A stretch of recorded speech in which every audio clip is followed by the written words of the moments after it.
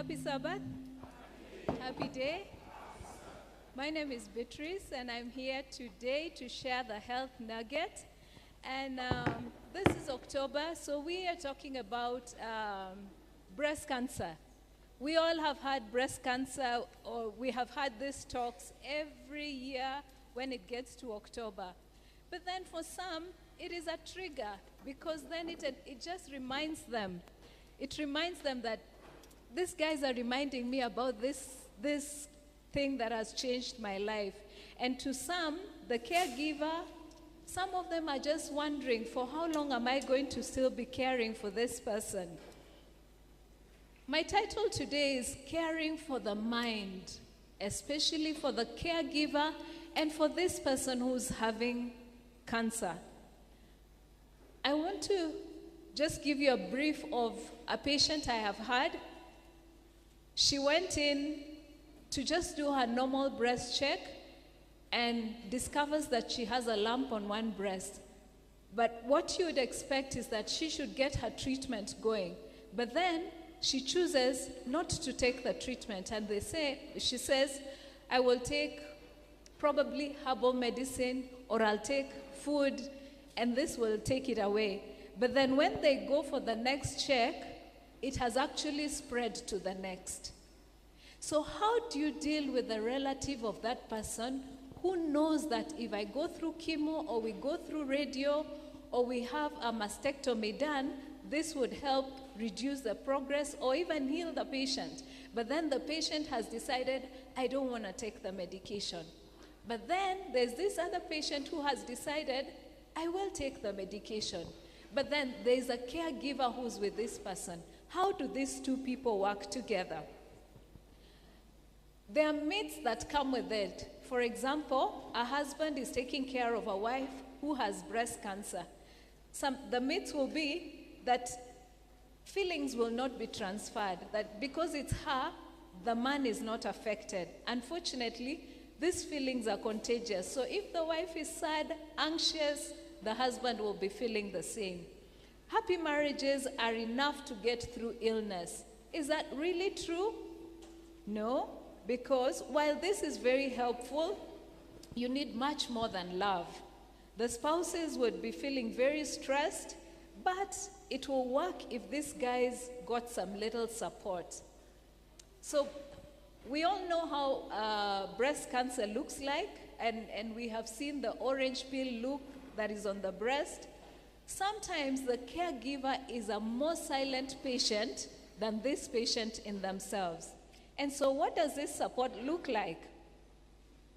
They need physical healing, they need emotional help, they need mental health, and they need spiritual care.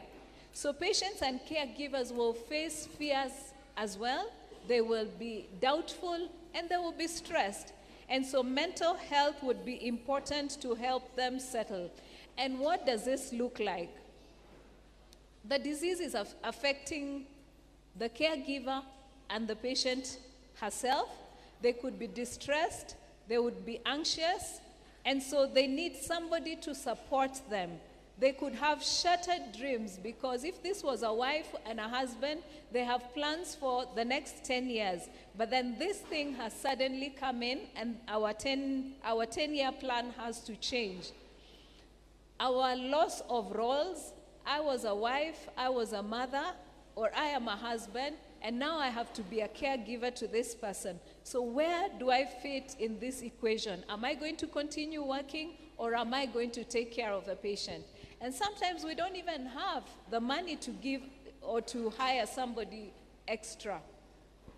And so because of this anxiety and fear, sometimes the patient is afraid of how their bodies will change. Because I will tell you, you're going in for a mastectomy, and she's just wondering, how am I going to walk with no chest or with no breast? And so the family will also worry, are we going to have enough money to take care of this patient? And are we going to be able to take care of our own needs? And so there'll be stress in balancing our different roles. Sometimes there is helplessness and a form of burnout, because this is what you see every single day. So why is mental health important? At this point, mental health will be very important, because then they will improve treatment adherence, because if I'm in the right mental state, then I can be able to speak to the doctor and negotiate with the doctor the kind of care that I desire. It will help reduce their stresses and depression, because then they know that somebody is walking this journey with me. It strengthens their resilience and their mode of coping. And then it also supports relationships, and it improves their quality of life. So what are the strategies? Acknowledge their emotions. I am afraid. Yes, why are you afraid? Can we talk about this fear? Can you get some counseling from a professional? Can we do something that will take away will manage our stress? So can we do meditation? Can we be journaling? What is going through my mind? But again, as those family members, are you able to visit and just stay connected with this person? More often than not, we don't even know what to say, or we don't know what to do around them. So the best thing to do is to sometimes avoid them. I'd advise you to connect with them, adopt a new lifestyle. If the doctor has said we are going to change our diet, let this not be their diet, it is our diet. And so, as a caregiver, take time to take care of yourself. Self-care is not selfish. Take 15 minutes every day to protect your time, just to think about what you want to do for yourself and not for the patient. Seek support. I am exhausted. Could you come and step in for me for a little while? And then set realistic expectations. Are we able to pray or to have some hobbies? Go and indulge in a hobby that you like. And so what are tools that we can use for both the patient and the caregiver? We can have meditation, we can have relaxing music, healthy routines that give us energy, positive affirmations, and above all, we have faith and hope in God.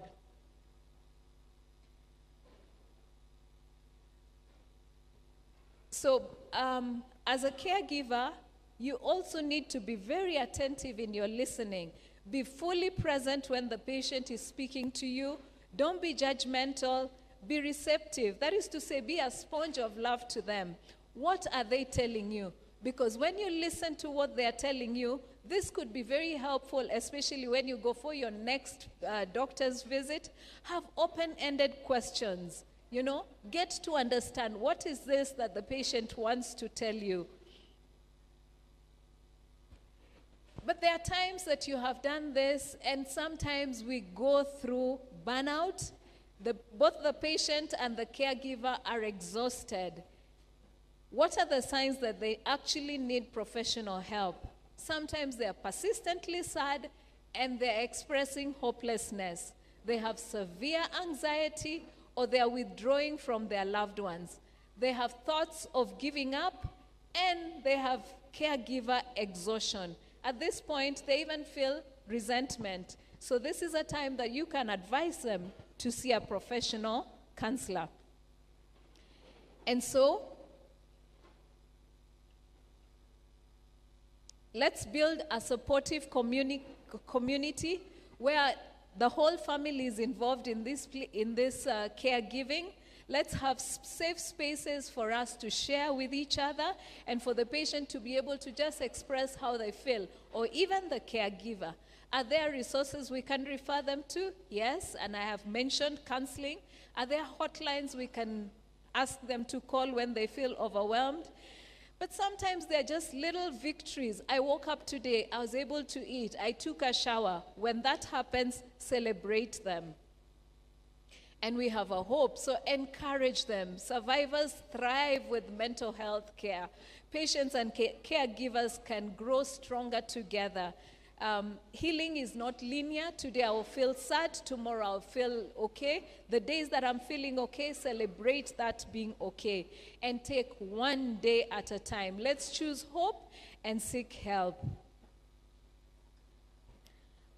Remember to take care of yourself. Sometimes you can get very busy taking care of other people that you forget yourself. So as a caregiver, or as someone who's going through breast cancer as a disease, as a diagnosis, I'd like to encourage you with Isaiah 43 verse 1, which says, "But those who hope on the Lord, he will renew their strength. They will soar on wings like eagle. They will run and not grow weary. They will walk and not be faint." So even as you walk that journey, we know that we have a God in heaven. And for the caregiver, I'd like to tell you, Colossians 3:23 and 24 say that whatsoever you do, do it with all your heart as unto the Lord. May the Lord bless you. Amen. Let's pray. Our dear loving Father in heaven, we want to thank you so much because you have given us an opportunity to just listen to what the patients go through and what a caregiver would go through. I pray that these lessons would be helpful to us to be able to even take care of those who are taking care of patients. And let's be sensitive to be helpful to those who are around us. As we go through this Sabbath, may your grace be sufficient for us and may your presence be with us because we ask in Jesus' name. Amen.